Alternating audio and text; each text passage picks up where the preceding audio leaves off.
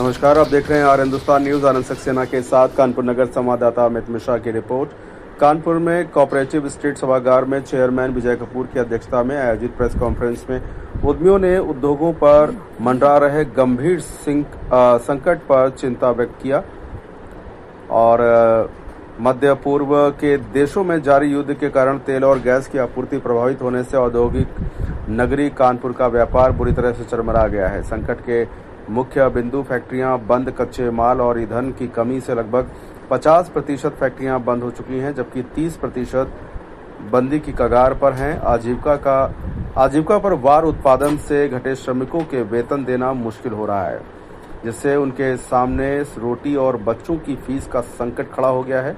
वसूली का दबाव। विजय कपूर ने कहा कि एक तरफ व्यापार ठप है, दूसरी तरफ विभाग मार्च क्लोजिंग के नाम पर हाउस टैक्स, वाटर टैक्स और जीएसटी वसूल का दबाव बना रहे हैं, जो न्याय संगत नहीं है। व्यापारियों की प्रमुख मांगों। उद्यमियों ने शासन से मांग किया है कि कालाबाजारी पर रोक लगाई जाए, मार्च माह के वसूली लक्ष्यों को स्थगित किया जाए और उद्योगों के पुनर्जीवन के लिए विशेष राहत पैकेज घोषित किया जाए। संकट के इस दौर में दादानगर औद्योगिक क्षेत्र में श्रमिकों के लिए मात्र 5 रुपए में भोजन की व्यवस्था की गई है, जहां असमर्थ लोग निःशुल्क भोजन भी उपलब्ध कराया जा रहा है उनको। इस अवसर पर बलराम नरुला, हरीश इसरानी, सुशील मोहन टकरू, संदीप मल्होत्रा और निखिल गुप्ता सहित सैकड़ों उद्यमी उपस्थित रहे। फिलहाल आप सुरक्षित रहिए, जुड़े रहिए आर हिंदुस्तान से। नमस्कार। आज हम लोग बड़ी कठिन परिस्थिति से गुजर रहे हैं। हमारी 50% फैक्ट्रियां बंद हो चुकी हैं, 30% फैक्ट्रियां बंदी की कगार पर है और 15 से 20% फैक्ट्रियां जो है अपनी 70 से 80% गति से चल रही हैं। हमारा सरकार से अनुरोध है कि सब तरह की वसूली जब तक इस युद्ध की जो आदि चल रही है तब तक ये रोक दी जाए, सारी वसूलियां, और ये जो मार्च के टारगेट हैं ये सारे खत्म कर दिए जाए। House tax, water tax, banking प्रणाली, इसके अलावा कैस्को को, जीएसटी को, सारी वसूलियां इस समय रोक देनी चाहिए। और सबसे बड़ी बात क्या है कि जब तक युद्ध चले तब तक किसी भी तरीके की कोई वसूली नहीं होनी चाहिए।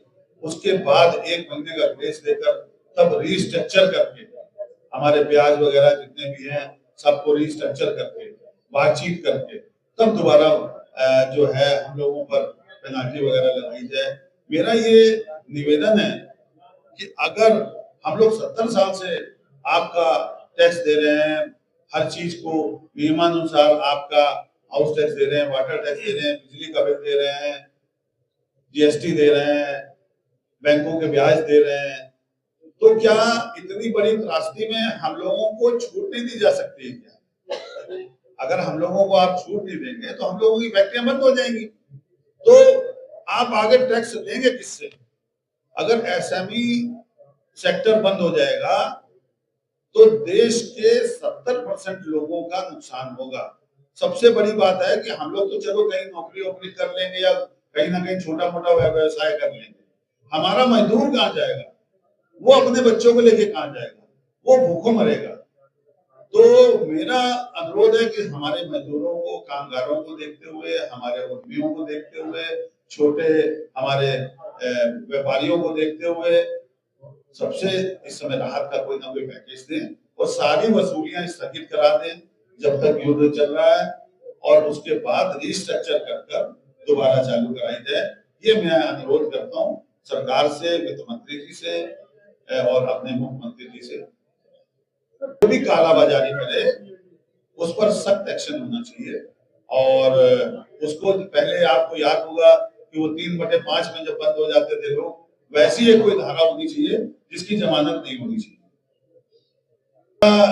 अनुरोध है कि इस समय क्या वैसे भी विदेशी मुद्रा बचाने के लिए 12वीं तक के बच्चों को साइकिल आवश्यक कर देनी चाहिए, जरूरी कर देनी चाहिए, और उस पर साइकिल पर 50% सब्सिडी भी देनी चाहिए।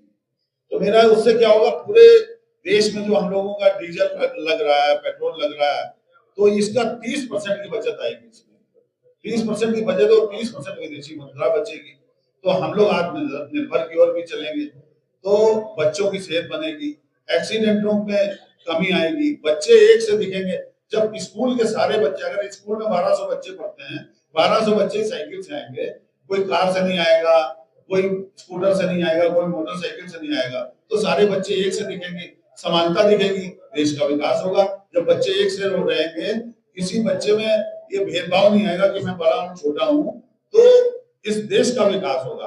आपने देखा होगा, मैंने अभी एक नीदरलैंड की मैं पिक्चर देख रहा था, तो वहां जज साहब आए, तो वो भी साइकिल से आए, और उसके बगल में वकील साहब आए, वो भी साइकिल से आए, जो बड़े वकील साहब। तो मैंने एक संसद देखी, संसद में जो जितने भी वो आ रहे थे, क्या नाम है, एमपी, वो भी साइकिल से आ रहे थे।